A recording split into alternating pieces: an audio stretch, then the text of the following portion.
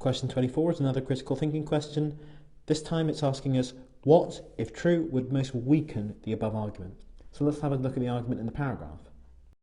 A brisk 30-minute walk 5 days a week is more effective than any other form of exercise for keeping weight down, regardless of age.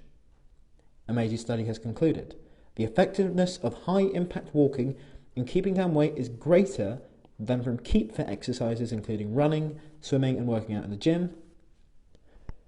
Men who walked briskly for 30 minutes 5 days a week had a 1.0 BMI unit lower than average. For women, the difference was 1.8 units. For those who exercised or participated in sporting activities over similar periods, however, the results were less marked. 0.3 lower for men, and for women about 1 unit lower.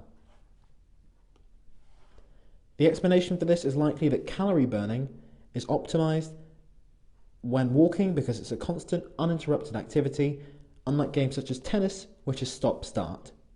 So let's assess the options. Option A says that high-impact walking is a form of exercise preferred by older people. Now, does this weaken the argument? Well, the argument is that it's the most effective, regardless of preference, for keeping weight down, regardless of age. This does not undermine this statement at all, even though this may well be the case, so we can discount it. Option B says there are ways of playing tennis that make it less stop-start. This is a reference to the end where it says that tennis is stop-start, and that's why it's less effective than constant, uninterrupted walking. Well, even though this may well be the case, is this the principal form of tennis practiced by most people? Is this the form of tennis or the form of activity that was tested against walking, which resulted in a lower drop in BMI?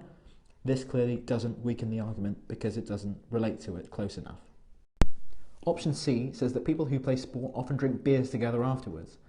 Now, we're not sure what the effect of beer would be on the amount of weight you would lose while playing the activity, and also we're not sure about the differential drinking habits between those who walk and those who play sport. And also, we're not sure whether the drinking of beers can reliably explain the difference of 0.3 and 1.0 from the 1.0 and 1.8 from the walking group. So we can discount this. Finally, we can turn to D, which says that keeping weight down is seldom the principal reason why people play sport. Now, this does weaken the argument because it throws a bone of contention in whether the walking group and the sporting group can be reliably compared, because the walking group obviously was being tested to see the effectiveness of the high-intensity walking regime, whereas those playing sport may have been playing for entertainment or to hang out with friends, and so it wouldn't be a valid point of comparison. So we can say our answer is D.